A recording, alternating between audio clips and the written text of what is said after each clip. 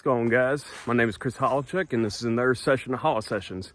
And today's topic is wasted time. Now, time is ultimately a man-made concept, obviously based off of times the planet goes around the sun, or how long it takes for that. So that's our human understanding of it. Time, something. It's interesting how when you're a kid, it goes super slow, like a year feels like forever. But then as you get older, it starts speeding up a bit to where a decade feels like a year. And you wonder where all the time went. It can be a mixed feeling, depending on what you've done with that time. We could see time as scarce. You're hurrying to catch up, or you could see time as abundant. Like I said, man-made concept. So you go at your own pace, you go at God's time. A couple different ways of looking at it. I know one of my problems I've had throughout the past and thinking time is scarce, or just having a scarcity mindset in general. Like, you have an idea as a kid, like what you expected life to be. I mentioned this in my previous video, but you expect by a certain age, be married, have a good paying job, or if you got a dream, having that dream accomplished by a certain time of your life. And you have all these timelines you put on your life as a kid or whenever,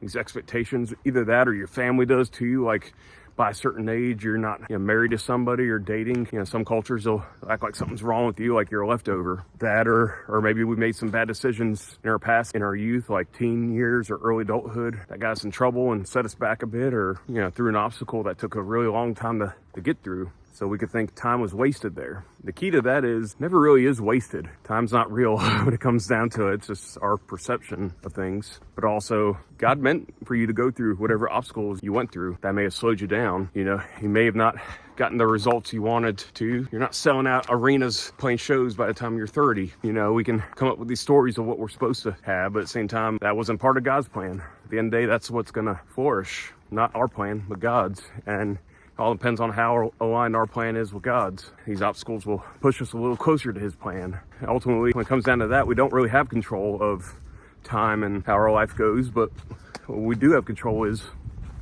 how we react to it. Again, in my previous videos, be proactive, not reactive. Are you going to dwell on what didn't go right or what didn't go as planned, or are you going to pivot? Just keep going. Learn from the mistakes. I know it's easier said than done. Some moments that set you back, you have no control over, like parent dying, or you had an injury that prevented you from doing things for a couple of years, or divorce and dealing with child support, having to raise a kid on your own. These could all be things that are out of our control, things that we couldn't plan, no matter how hard we tried. Ultimately, that was, God's doing. God wanted us to go through that to set us up for our next chapter of life. With time, and we don't know how long we have on this planet. Our life could be cut short, or again, friends and family, their life can be cut short, but what we do have control is what we make of that time. And with each setback, dwelling on that thing we can't control, just waste that precious time that we have, when it's time that we could be making our lives better. I'm not saying don't grieve a loss by any means. Trust me, I've been through enough of those. I know you got to take time to grieve it. You can't stuff it down and let it, bottle up and just pretend it's not there, because it's going to come out in worse ways. In those cases, you do got to take some time and just process things and do it healthily and just make peace with whatever happened, and however much time it takes for you. There's no time limit on that. Whenever you're ready, just know, once you do make peace with those things, that's when you all of a sudden have time again to start working on your goals and start building that life that you do want, that you did dream of when you were a kid, or whenever you did dream that dream. The quicker you can pivot back, the quicker you get that time back. But at the end of the day, remember, time's not real. It's just in our heads, in our minds. Instead of focusing on time, focusing on what you want to accomplish. And if you get it done, awesome. If not, you gave it your all, and you still did get some blessings. Maybe not the ones you expected. Just make most of the time you do have. Don't look back having regrets.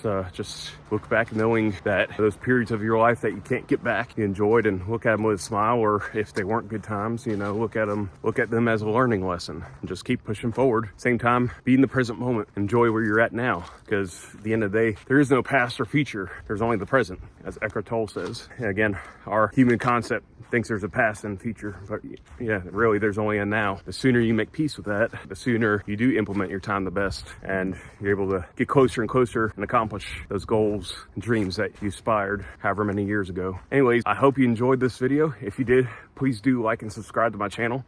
Helps me get the message out to more and more people. And with that being said, my name is Chris Holowchuk, and this is another session of Holo Sessions, and Holla is hollowing out.